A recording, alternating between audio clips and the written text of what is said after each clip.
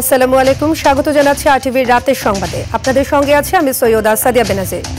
শারীরিক অবস্থার কারণে বেগম খালেদা জিয়াকে বিদেশ নিতে দেরি হচ্ছে বলে জানিয়েছেন তার ব্যক্তিগত চিকিৎসক ডাক্তার AZM জাহিদ হোসেন। তবে বিমান সহ সার্বিক প্রস্তুতি আছে জানিয়ে তিনি বলেন, চিকিৎসকরা পরামর্শ দিলেই তাকে বিদেশ নেওয়া হবে। বিকেলে এভার কেয়ার হাসপাতালের সামনে ব্রিফিংয়ে তিনি এসব কথা জানান। খালেদা জিয়াকে নিয়ে গুজব না ছড়ানোর আহ্বান তার। আরও জানাচ্ছেন এআর বাদল। গেল 23 নভেম্বর শ্বাসকষ্ট দেখা দিলে রাজধানীর এভার কেয়ার হাসপাতালে নেওয়া হয় সাবেক প্রধানমন্ত্রী বেগম খালেদা জিয়াকে। তার ফুসফুসে সংক্রমণ ধরা পড়লে নেওয়া হয় ক্রিটিক্যাল কেয়ার ইউনিট CCU-তে। সেখানেই তার চিকিৎসা চলছে। তিনবারের এই প্রধানমন্ত্রীর স্বাস্থ্যের উন্নতি না হওয়ায় মেডিকেল বোর্ডের পরামর্শে উন্নত চিকিৎসার জন্য লন্ডনে নেয়ার সিদ্ধান্ত হয়। লন্ডনে নিতে ঢাকায় এসেছেন পুত্রবধূ ডাক্তার জুবাইদা রহমান। শাশুড়ির কাছে হাসপাতালে গিয়ে নিজেই দেশি বিদেশি চিকিৎসকদের সমন্বয়ে চিকিৎসা তদারকি করছেন তিনি। হাসপাতালের সামনে ব্রিফিংয়ে বেগম খালেদা জিয়ার ব্যক্তিগত চিকিৎসক অধ্যাপক ডাক্তার AZM জাহিদ হোসেন বলেন, খালেদা জিয়ার চিকিৎসার জন্য দেশি বিদেশি চিকিৎসকরা একযোগে নিরলসভাবে কাজ করছেন। বিদেশে যাওয়ার ব্যাপারে আমাদের সর্বোচ্চ প্রস্তুতি রয়েছে। যখনই উনাকে বিদেশ নেওয়ার জন্য মেডিকেল বোর্ড যথোপযুক্তভাবে তৈরি মনে করবেন, শারীরিকভাবে মনে হবে যে ওনাকে সেফলি ট্রান্সফার করা যাবে, ওনার শারীরিক সুস্থতা এবং চিকিৎসা মেডিকেল বোর্ডের যখন পরামর্শ হবে তখনই ইনশাআল্লাহ ওনাকে বিদেশে নিয়ে যাওয়ার হবে। খালেদা জিয়াকে নিয়ে গণমাধ্যমে এবং সোশ্যাল মিডিয়ায় গুজব না ছড়ানোর আহ্বান জানান তিনি। যে ওনার চিকিৎসার ব্যাপারে বিভিন্ন ধরনের সোশ্যাল মিডিয়াতে, আমি তো সোশ্যাল মিডিয়া দেখার সুযোগ হয় না, আমি দেখিও না, কিন্তু কোনো সময় অনেক গুজব শোনা যাচ্ছে বা অনেকে বেড়ায়।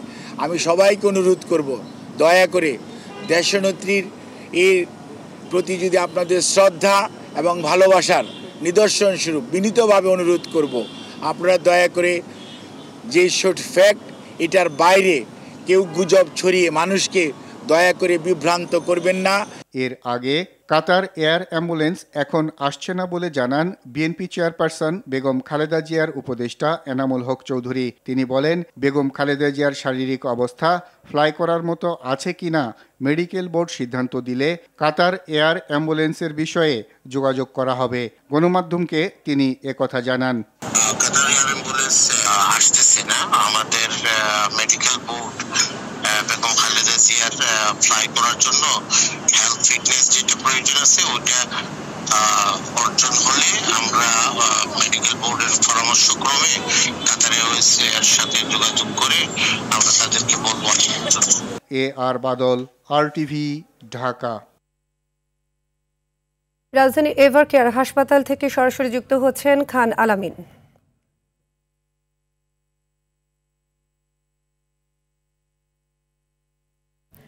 আলামিন, আমরা জানি বেগম খালেদা জিয়াকে বিদেশে নেয়ার সমস্ত প্রস্তুতি নেয়াই আছে, তো এই মুহূর্তে তার চিকিৎসার সবশেষ অবস্থা আমাদের জানাবেন।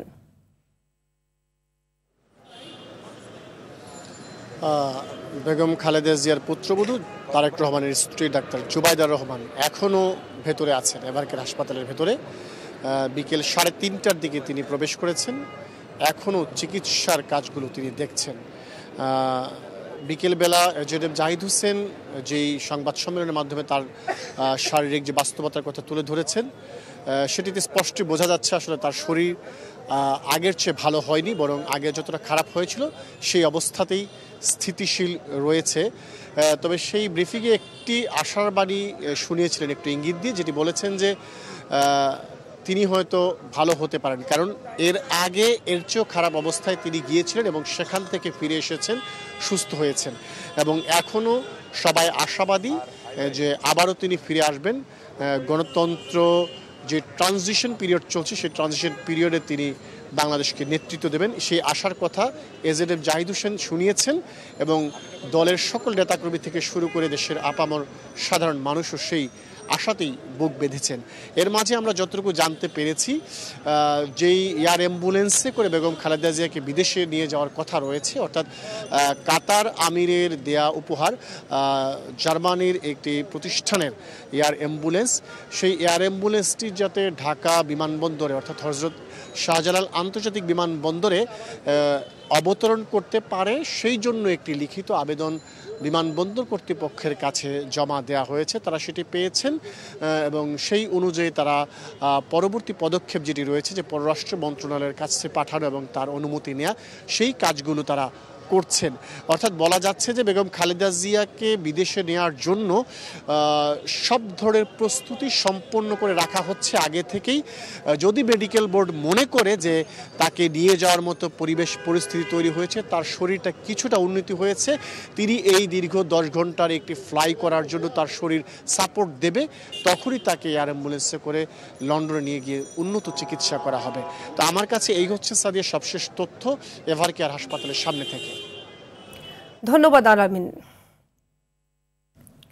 দ্রুত দেশে ফিরবেন তারেক রহমান এবং তার নেতৃত্বে নির্বাচনে অংশ নেবে বিএনপি, এমনটি জানিয়েছেন দলের স্থায়ী কমিটির সদস্য আমির খসরু মাহমুদ চৌধুরী।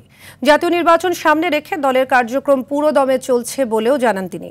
স্থায়ী কমিটির আরেক সদস্য সালাউদ্দিন আহমদ বলেন, আগামী নির্বাচন হবে সারা বিশ্বের মধ্যে স্বীকৃত এবং প্রশংসিত। তফসিল ঘোষণা বিলম্বিত হলে গণতন্ত্র বাধাগ্রস্ত হওয়ার আশঙ্কা সিনিয়র যুগ্ম মহাসচিব রুহুল কবির রিজভীর। রুদ্র রফিকের রিপোর্টে দেখুন বিস্তারিত। স্বাধীনতা প্রতিষ্ঠা করার জন্য দলের চেয়ারপারসন হাসপাতালে ভর্তি থাকায় কয়েকদিন ঢিমেতালে চললেও আবারও সক্রিয় বিএনপির মাঠের রাজনীতি। এরই ধারাবাহিকতায় সকালে কক্সবাজারের চকরিয়ায় নির্বাচনী পথসভায় যোগ দেন দলের স্থায়ী কমিটির সদস্য সালাউদ্দিন আহমদ। এই সপ্তাহের মধ্যেই আগামী নির্বাচনের তফসিল ঘোষণা করবে নির্বাচন কমিশন। এ সময় তিনি আগামী নির্বাচনে ভোট বিপ্লব করার আহ্বান জানান। এই নির্বাচন শুধুমাত্র ভোটে বিজয়ী হয়ে সরকার গঠনের নির্বাচন হবে না, এই নির্বাচন হবে সারা বিশ্বের মধ্যে স্বীকৃত এবং প্রশংসিত একটি নির্বাচন। এই নির্বাচন জনগণই তার নিজের ভোটের পাহারা দিবে, আর কাউকে রাখবে না। এদিকে রাজধানীর বনানীর একটি হোটেলে সাংবাদিকদের সঙ্গে মতবিনিময় করেন স্থায়ী কমিটির সদস্য আমির খসরু মাহমুদ চৌধুরী। তারেক রহমান দেশে ফিরবেন না এমন গুঞ্জন উড়িয়ে দেন তিনি। যারা আলোচনা করছে তারা আলোচনার মধ্যে থাক, আর আমরা জানি তারেক রহমান সাহেব আসবেন, সহসা দেশে ফিরবেন। ওনার বাড়িঘর সব প্রায় শেষের দিকে, ওনার অফিসের কাজও প্রায় শেষের দিকে, সুতরাং উনি যে কোনো সময় বাংলাদেশে আসবেন। তারেক রহমান সাহেব দলের নেতৃত্বে আছেন, উনি দেশে ফিরে আমাদের নির্বাচনী নেতৃত্ব দিবেন। বেগম খালেদা জিয়া হাসপাতালে ভর্তি হওয়ার পর নির্বাচনী প্রচারে কিছুটা ধীরগতি আসলেও তা আবারও সক্রিয় হয়েছে বলে জানান তিনি। নির্বাচনের দিকে তো পুরো জাতি যাচ্ছে। দেশনেত্রী বেগম খালেদা জিয়া প্রথম ব্যক্তি হবেন যিনি চাইবেন দ্রুত নির্বাচনের মাধ্যমে দেশে গণতান্ত্রিক অর্ডার ফিরিয়ে আনা। অন্যদিকে রাজধানীর খামারবাড়ির কৃষিবিদ ইনস্টিটিউটে দেশ গড়ার কর্মসূচির ভেন্যু পরিদর্শন শেষে দলটির সিনিয়র যুগ্ম মহাসচিব রুহুল কবির রিজভী বলেন, বিএনপির ইশতেহার হবে জনগণের অঙ্গীকার। কি প্রস্তুতি লাগবে? আর এক একটি রাজনৈতিক দল 15 মাস পর পর যদি বলে যে সবার প্রস্তুতি সম্পন্ন করার পর দিতে হবে, তাহলে তো গণতন্ত্র দূর আকাশের তারা হয়ে থাকবে, এটা কোনোদিন আর মানুষের কাছে আসবে না। তারেক রহমান দেশে আসা যখনই উপযুক্ত মনে করবেন তখনই আসবেন এবং দলের নেতৃত্ব দেবেন বলেও জানান রুহুল কবির রিজভী। যখন মনে করবেন তিনি তখনই আসবেন। রুদ্র রফিক, RTV, ঢাকা। গ্রহণ করেছে। আগামী নির্বাচন সরকারের জন্য বড় পরীক্ষা, তবে এ নির্বাচন নিয়ে কারো কোনো অভিযোগ থাকবে না বলে জানিয়েছেন পররাষ্ট্র উপদেষ্টা মোহাম্মদ তৌহিদ হোসেন। সকালে রংপুরে জেলা প্রশাসকের সম্মেলন কক্ষে সরকারি কর্মকর্তাদের সঙ্গে মতবিনিময় সভা শেষে তিনি কথা বলেন। তিনি আরও বলেন, সব কিছুর ভিত্তি হলো আইনশৃঙ্খলা, তাদের জন্য বড় চ্যালেঞ্জ। নির্বাচনে আইনশৃঙ্খলা পরিস্থিতি নিয়ে সতর্ক করে পররাষ্ট্র উপদেষ্টা বলেন, যে প্রার্থীর হারার সম্ভাবনা থাকে তারা বিশৃঙ্খলা সৃষ্টি করতে পারে, ফলে আইনশৃঙ্খলা পরিস্থিতির বিষয়ে সতর্ক থাকার আহ্বান জানান তিনি। সামনে একটা অত্যন্ত বড় টেস্ট আছে কিন্তু আমাদের, সেটা হলো যে নির্বাচন খুব বেশি দিন নাই, আপনারা জানেন। এবং প্রফেসর ইউনূস কিন্তু সবসময় বলছেন যে এটা একটা আদর্শ নির্বাচন হতে হবে যেটা থেকে কারো কোনো কমপ্লেন থাকবে না, এবং সেক্ষেত্রে আইন শৃঙ্খলাটা খুব গুরুত্বপূর্ণ। কারণ যেই ক্যান্ডিডেটের হারার সম্ভাবনা তিনি কিন্তু সবসময় গণ্ডগোল সৃষ্টি করার চেষ্টা করতে পারেন, এটা মনে রাখতে হবে। সেটা মনে রেখেই আমি আশা করি যে যথেষ্ট ব্যবস্থা নেওয়া হবে। এদিকে ত্রয়োদশ জাতীয় সংসদ নির্বাচন ও গণভোটে ভোট দিতে বিশ্বের বিভিন্ন দেশ থেকে এ পর্যন্ত 1,94,000-এরও বেশি প্রবাসী নিবন্ধন করেছেন। পোস্টাল ভোট বিডি অ্যাপের মাধ্যমে নিবন্ধিত এই ভোটারদের মধ্যে 1,75,573 জন পুরুষ এবং 18,968 জন নারী। সর্বোচ্চ 38,374 জন নিবন্ধন করেছেন সৌদি আরব থেকে। এছাড়া যুক্তরাষ্ট্র থেকে করেছেন 19,227 জন। শনিবার বেলা 2টা পর্যন্ত নির্বাচন কমিশনের ওয়েবসাইটে প্রকাশিত পোস্টাল ভোটিং আপডেট থেকে এ তথ্য জানা যায়। গত 18 নভেম্বর প্রধান নির্বাচন commissioner postal vote BD app উদ্বোধন করেন।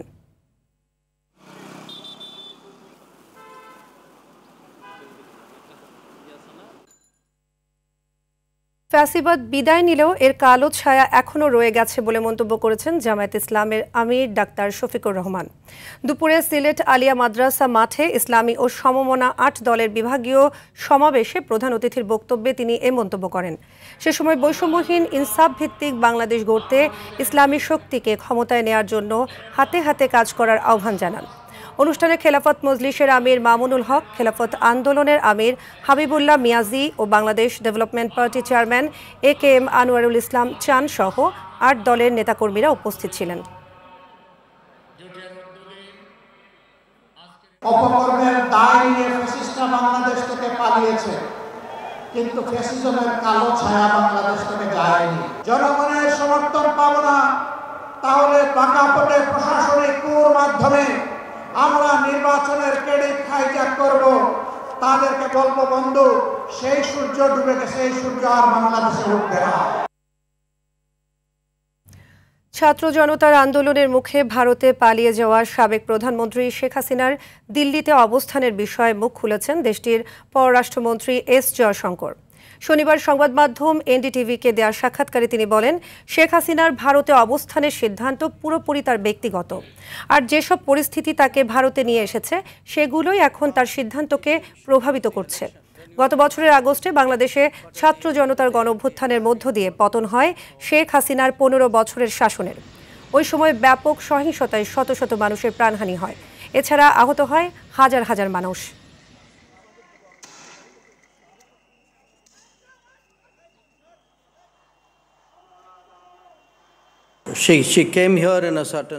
তিনি এখানে এসেছেন একটি নির্দিষ্ট পরিস্থিতির কারণে। আমার মনে হয় সে পরিস্থিতি তার সঙ্গে যা ঘটেছে তার একটি স্পষ্ট প্রভাবক। তবে আবারও বলছি, এটি এমন একটি বিষয় যেখানে সিদ্ধান্তটি শেষ পর্যন্ত তাকেই নিতে হবে।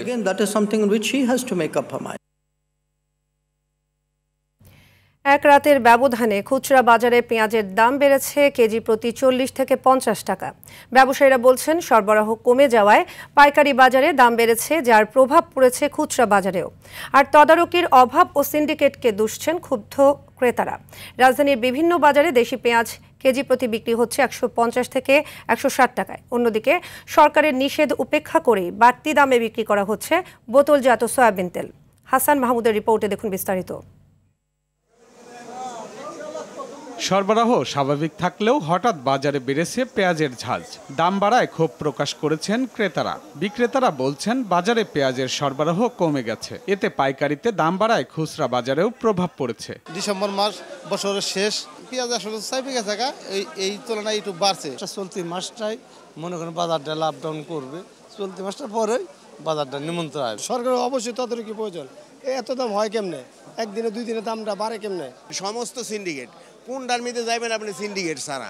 এদিকে সরকারের অনুমতি ছাড়াই বাড়তি দামে বিক্রি হচ্ছে সয়াবিন তেল। প্রতি লিটার বোতলজাত সয়াবিন তেলের দাম 9 টাকা বাড়িয়ে দিয়েছে ব্যবসায়ীরা। একইভাবে 5 লিটারের বোতলের দাম 43 টাকা এবং 2 লিটারের বোতলের দাম বাড়িয়েছে 18 টাকা।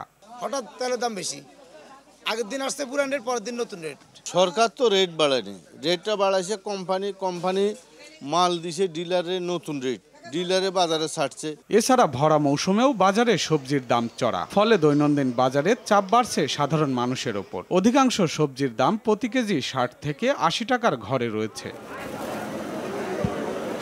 হাসান মাহমুদ, RTV, ঢাকা। এদিকে বাজার সহনীয় রাখতে আগামীকাল থেকে সীমিত আকারে পেঁয়াজ আমদানির অনুমতি দেবে সরকার। প্রতিদিন 50টি করে আইপি আমদানি অনুমতি ইস্যু করা হবে। প্রত্যেকটি আইপিতে সর্বোচ্চ 30 টন করে আনা যাবে। শনিবার কৃষি মন্ত্রণালয়ের এক সংবাদ বিজ্ঞপ্তিতে এ তথ্য জানানো হয়।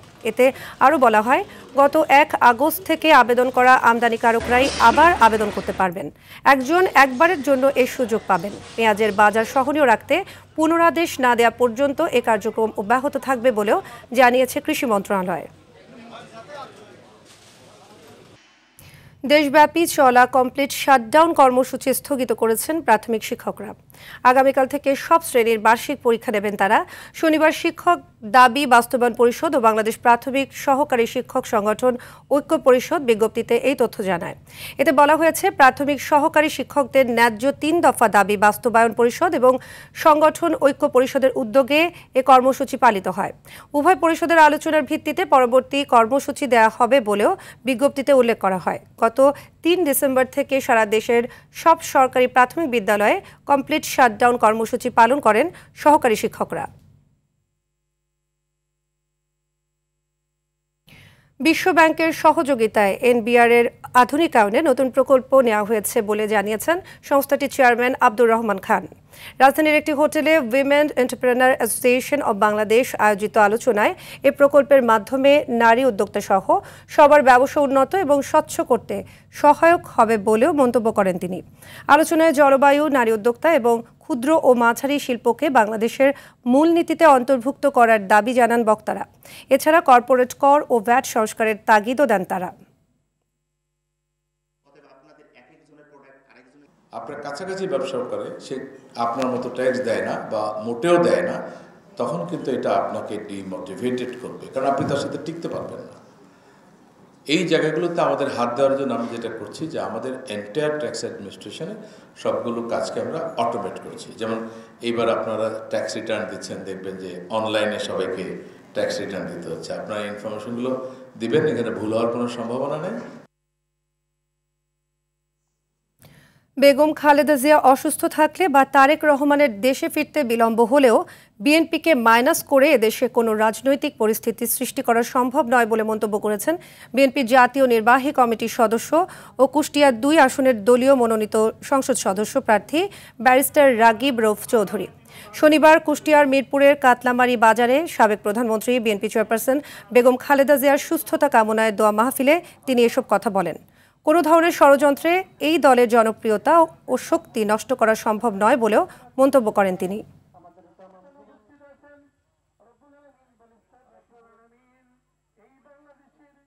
যারা মনে করেন, যারা স্বপ্ন দেখেন যে দেশ নেত্রী বেগম খালেদা জিয়া অসুস্থ থাকলে বা তারেক রহমান আসতে বিলম্ব হলে এই দেশে বিএনপিকে মাইনাস করে বা সরিয়ে এদেশে কোনো রাজনৈতিক পরিস্থিতি সৃষ্টি করা সম্ভব, আমি দৃঢ় কণ্ঠে বলতে চাই, এ ধরনের কোনো পরিবেশ এদেশে বিএনপির নেতাকর্মীরা কখনো মেনে নেবে না।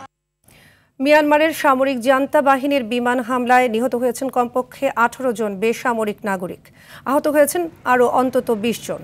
শনিবার স্থানীয় উদ্ধারকর্মী ও বাসিন্দারা আন্তর্জাতিক গণমাধ্যম এএফপিকে এই তথ্য নিশ্চিত করেছেন।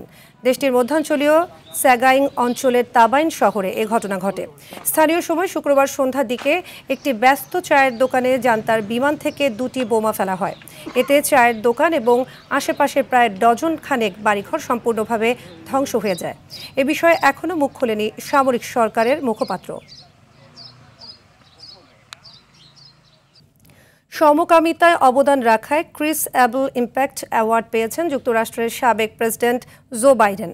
স্থানীয় সময় শুক্রবার ওয়াশিংটনে অনুষ্ঠিত 41তম আন্তর্জাতিক এলজিবিটিকিউ লিডার্স কনফারেন্সে তাকে এ পুরস্কার দেওয়া হয়। বিশ্বের সবচেয়ে বড় এলজিবিটিকিউ রাজনৈতিক আসর হিসেবে পরিচিত এই ইভেন্টে যোগ দিয়েছেন 700-র বেশি প্রতিনিধি, মানবাধিকার কর্মী ও আন্তর্জাতিক নেতা।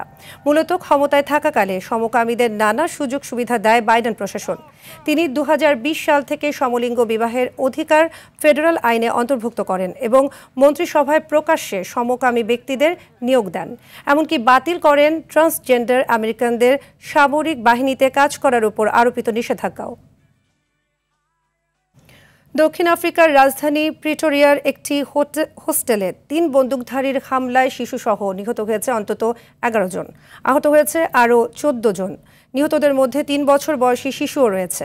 শনিবার স্থানীয় সময় ভোরের দিকে এ হামলার ঘটনা ঘটে। হোস্টেলটিতে অবৈধভাবে মদ বিক্রি হতো বলে জানিয়েছে প্রিটোরিয়া পুলিশ। পুলিশের মুখপাত্র ব্রিগেডিয়ার অ্যাথলেন্টা বাথে জানান, হামলার কারণ এখনো পরিষ্কার নয়, তবে হামলাকারীদের খুঁজতে তদন্ত চলছে বলে নিশ্চিত করেন তিনি। গাজায় যুদ্ধবিরতি ও জিম্মি মুক্তির আলোচনা এখন অত্যন্ত সংকটপূর্ণ একটি মোড়ে এসে দাঁড়িয়েছে বলে মন্তব্য করেছেন কাতারের প্রধানমন্ত্রী আব্দুল রহমান আল থানি। শনিবার ২৩তম দোহা ফোরামে বক্তৃতায় এমন আশঙ্কার কথা জানান তিনি। একই সঙ্গে শুধু বাইরের জন্য গাজার রাফা ক্রসিং খুলে দিতে ইসরায়েলের একতরফা পরিকল্পনা প্রত্যাখ্যান করেছে কাতার ও মিশর সহ ৮টি আরব ও মুসলিম দেশ। একে ফিলিস্তিনিদের জোরপূর্বক স্থানান্তরের চেষ্টা হিসেবে দেখছে তারা। ফিলিস্তিনিদের নিরাপদে ফিরে আসার অধিকার এবং মানবিক সহায়তা প্রবেশের উপর জোর দিচ্ছে দেশগুলো। জাতীয় দলের টি-20 ফরম্যাটের ব্যাটসম্যানদের নিয়ে সপ্তাহব্যাপী স্কিল ডেভেলপমেন্ট ক্যাম্প শুরু করেছে বিসিবি। শনিবার প্রথম দিনে কোচ ফিল সিমন্সের অধীনে ৩ ঘন্টার অনুশীলন করেছেন তারা। এনসিএল-এর বাইরে থাকা জাতীয় দলের ব্যাটাররা এই ক্যাম্পে অনুশীলন করছেন। তাদের ম্যাচ সিনারিও তৈরি করে দ্রুত রান তোলার কৌশল রপ্ত করার তালিম দিচ্ছেন সিমন্স। এদিকে সপ্তাহব্যাপী এই ক্যাম্প থেকে পাওয়া কৌশল ক্রিকেটাররা বিপিএলে কাজে লাগাতে পারবেন বলে মনে করেন জাতীয় দলের সিনিয়র সহকারী কোচ মোহাম্মদ সালাউদ্দিন। অনেক সময় হয়তো অনেক ব্যাটসম্যান তার রোল অনুযায়ী পারফর্ম করেনি, বাট তারা অ্যাটলিস্ট জানে আসলে তাদের কি করতে হবে। হয়তো পারফরমেন্স আসছে, অনেক সময় আসে নাই। যে কয়টা দিন সময় পেয়েছি, হয়তো যতটুকু পারা যায় স্কিলে যদি ডেভেলপ করতে, সেটা যদি তারা বিপিএলে অ্যাপ্লাই করতে পারে, সেটা আমাদের জন্য স্যাটিসফাই হবে এবং হয়তো ওয়ার্ল্ড কাপেও আমাদের কাজে লাগবে। রাতের সংবাদ এ পর্যন্তই। মধ্যরাতের সংবাদ রাত ১টায় দেখার আমন্ত্রণ রইল। ধন্যবাদ সবাইকে।